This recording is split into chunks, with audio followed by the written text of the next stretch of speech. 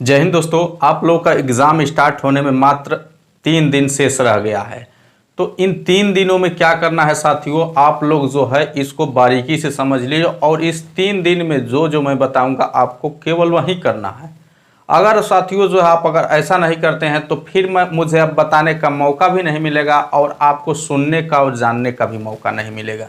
ठीक है ना, मैं बता पाऊंगा ना आप जान पाएंगे। ठीक है, तो यही मौका है। बस 3 दिन जो है मैं बताऊंगा, जो जो स्टेप जैसे जैसे वही करना है, आपको जो है 100% बेनिफिट मिलेगा।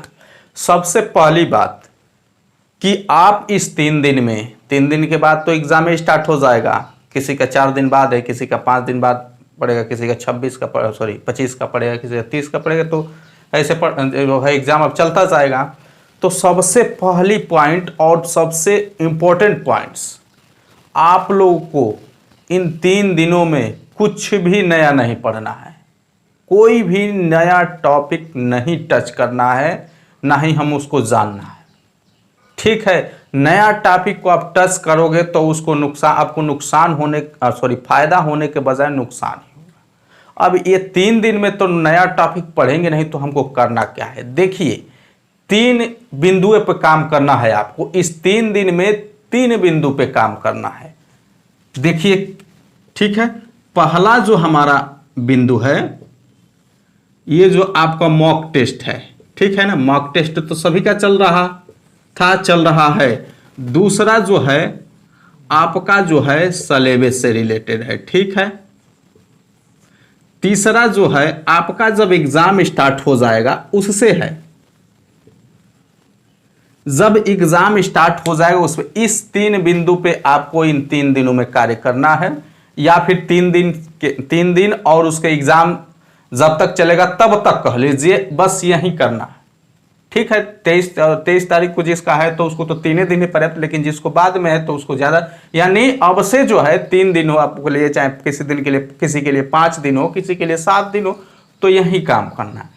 अब देखिए, यहां पे आपको इन 3 बिंदुओं पर केवल और केवल आपको रिवीजन करना है, केवल और केवल रिवीजन। अब देखिए रिवीजन कैसे करना है ये सुन लीजिए। ठीक है, रिवीजन करना है, इसके अतिरिक्त कुछ नहीं करना। मैं आपको बता दिया कि नया जो है कुछ नहीं करना है। नया क्या है? कुछ नहीं करना है, कुछ नहीं नया पढ़ना है। अब रिवीजन में देखिए, यहां पे जो आप मॉक टेस्ट दे रहे हो, मॉक टेस्ट भी आप लगाना बंद कर दोगे। मॉक टेस्ट भी आप लगाना देना बंद कर दोगे। अब यहां पे तो मॉक टेस्ट में करें तो क्या करें, तो मॉक टेस्ट में भी आप क्या करोगे? रिवीजन करोगे। अब देखिए, अब तक जितने भी आप मॉक टेस्ट दिए हो, प्रैक्टिस सेट दिए हो, उसका आपको रिवीजन करना है, एनालिसिस करना है जितने भी। ये नहीं, अब नया जो है अपने तरफ से मॉक टेस्ट नहीं देना है, केवल उस मॉक टेस्ट का रिवीजन करना है। ठीक है, ये काम करना है इन 3 दिनों में। उसके बाद हमारा ये हो गया। उसके बाद हमारा जो है सिलेबस में भी आपका क्या करना है? रिवीजन करना है। अब रिवीजन इसमें क्या करना, देखिए, इसमें सबसे पहले हम चलेंगे जीके में। तो जीके में आप चलेंगे तो एक आता है, आप देखे होंगे लुसेंट के जो पीछे जीके की बुक होती है उसमें विविध दिया है, मिसलेनियस। तो उस मिसलेनियस को एक बार रिवीजन कर लो। उसमें सभी छोटा बड़ा आपका जो है दिवस और भी मतलब बहुत इंपॉर्टेंट मिसलेनियस में दिया है, उसको रिवीजन कर लो। वहां से प्रश्न 100% बनता है। अब 2 बनेगा कि 3 बनेगा कि 1 बनेगा इसकी गारंटी नहीं, लेकिन वहां से प्रश्न 100% बना था। अभी आपके भी एग्जाम में जो कैंसिल हुआ और हम लोग के भी एग्जाम में मैंने वहां से बनता है। ठीक है, और दूसरा करेंट अफेयर्स का रिवीजन करना अच्छे से, क्योंकि 3 से 4 आपका करेंट अफेयर्स फिक्स है, तो करेंट अफेयर्स रिवीजन करना। और तीसरा जो मैं इंपॉर्टेंट है उसी को बता रहा हूं, और भी आप नोट्स वगैरह रखे हो उसको भी रिवीजन करना। तीसरा, Uttar Pradesh special GK revision करना। वहां से आपका 7 से 8, 9, 10 प्रश्न तक भी बनता है। सोच लो, जीके में 8, 9, 10 प्रश्न तक बनेगा।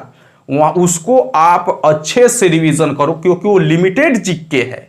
उत्तर प्रदेश जीके क्या है, लिमिटेड है। वहां से अगर हम उसको अच्छे से रिवाइज कर लेते हैं तो हमारा 8 का 8 प्रश्न सही हो जाएगा, 7 भी पूछ सकता है। तो मतलब जितना, कहने का मतलब जितना पूछेगा उतना हमारा फंस जाएगा। इस वजह से मैं कह रहा हूं, तो जीके में आपको कम से कम जो है इतने को रिवीजन करना है। क्लियर?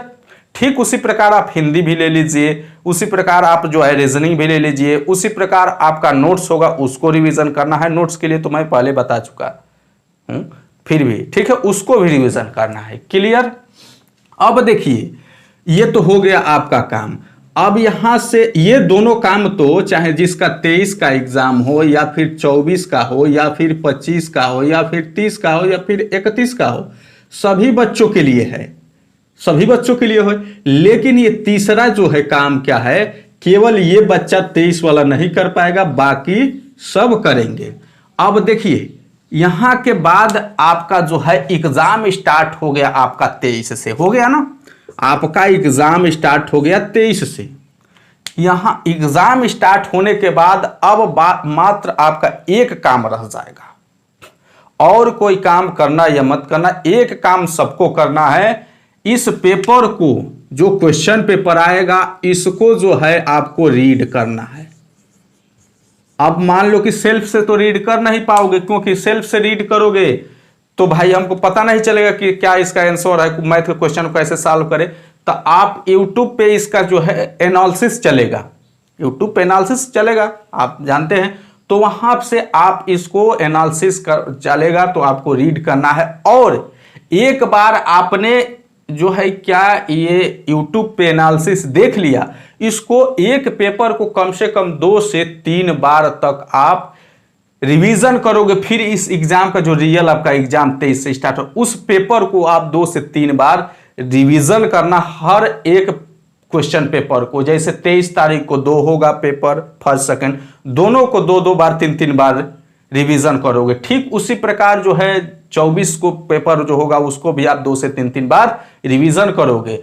आप जो है इसका आसानी से रिवीजन यूट्यूब के माध्यम से कर सकते हो, यहां भी कोई दिक्कत नहीं होगी आपको। अपने तरफ से दिमाग ज्यादा वहां नहीं लगना है, केवल रिवाइज होगा। एक बार रिवाइज अच्छे से ऐसे खड़े होकर देख लेना, उसके बाद अपनी तरफ से 2 बार उसको रिवाइज कर लेना। उसके बाद देखना साथियों, जो है आपको जो है क्विक प्रॉफिट जो होता है, क्विक तुरंत तुरंत फायदा मिलेगा, है ना। जैसे हमारा जो तबीयत खराब रहती है तो हमको इंजेक्शन लगता है, तुरंत फायदा मिल जाता है, दवा खाते हैं थोड़ी देर बाद मिलता है आराम।